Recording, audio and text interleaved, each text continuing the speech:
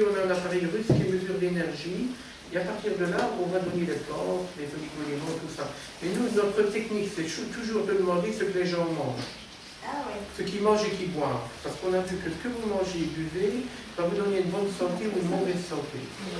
Écoutez bien. Donc, si par exemple, voilà, ici, j'ai un petit exemple. Là, vous voyez, j'ai pris du pain. Hein, ici, vous allez pouvoir soit prendre des tartines pour rentrer chez vous, ou soit vous partagez le pain quand vous rentrez. Comme ça, pour vous goûter un pain qui est biologique. C'est un pain qui a été fait avec du blé, où il n'y a pas eu de pesticides, pas d'engrais chimiques, tout ça, comme on faisait comme l'humanité a toujours fait. Avant, l'humanité n'avait pas d'engrais chimiques ni de pesticides. Hein. Donc nous, on retrouve les procédés ancestraux de nos ancêtres. Donc c'est du blé biologique. Hein. On a des meules de pierre, tout ça, pour meuler, pour ne pas chauffer le farine. Donc là, vous voyez que ça, c'est un pain qui ressemble à du pain blanc. Hein. Ça, c'est du pain demi-gris, et ça, c'est un pain complet.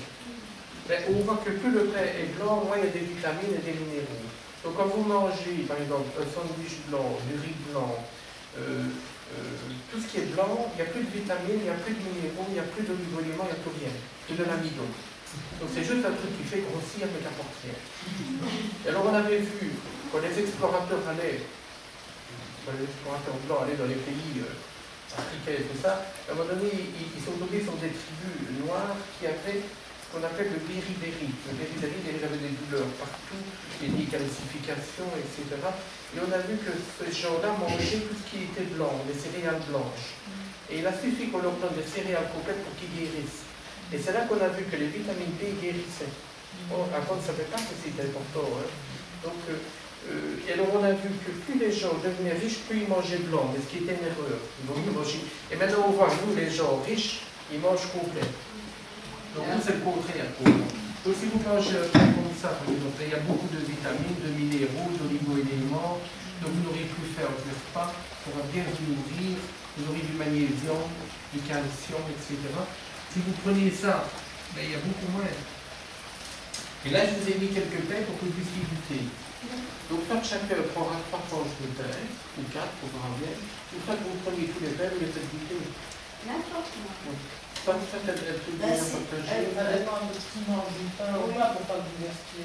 Parce que je pense qu'il y en a qui ne mangent pas de pain. Qui ne mange pas de pain ici? Qui ne mange jamais du pain? Vous mangez du pain tous les jours? De tartines? Oui. Tous les jours.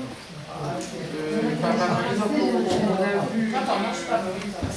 a vu par exemple en Inde, on a vu des gens qui cultivaient la terre depuis des millénaires, des firmes américaines sont venues pour qu'ils fassent des pesticides et des engrais chimiques, et on a vu la terre a été détruite pour 20 ans, ce qui eux, ils avaient mis des générations à faire du humus.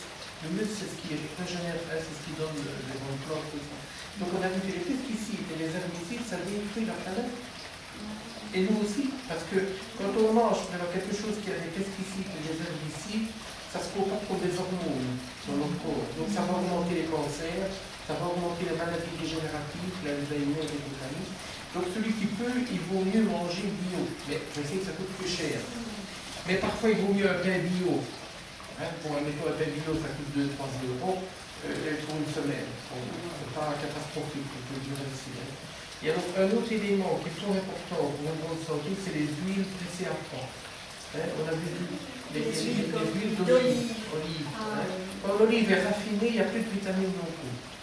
Hein, on a vu ça après la guerre 40-45. Hein, on avait fait de graisse, tout ça. Donc les huileries ont fait un truc à haute température. Ils ont chauffé l'huile à haute température pour que le rendement soit plus élevé. On ait un prix plus économique. Et on a découvert des années après qu'on détruisait toutes les vitamines. Et nous, il y a des vitamines dans l'huile.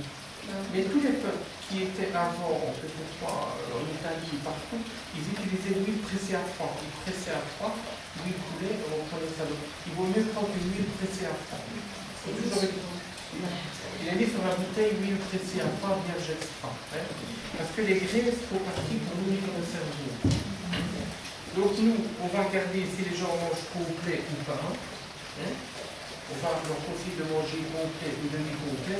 On va leur conseiller de prendre des huiles pressées à froid. Alors les deux meilleurs au monde, peut-être c'est l'huile d'olive. On a vu de tous les pays où il y a l'huile d'olive, la santé est bonne. Et la deuxième huile qui vient d'être connue au niveau cardiaque que artère, c'est l'huile de colza. Comme ça, vous vous souvenez, j'en ai parlé, une petite fleur jaune. C'est pas rosé. C'est pas rosé. Si, c'est très bon pour la santé. Très bon au niveau cardiaque. On a fait des recherches au niveau cardiaque à Lyon et on a vu qu'il y avait beaucoup d'oméga 3 qui protégeaient le cœur et les artères.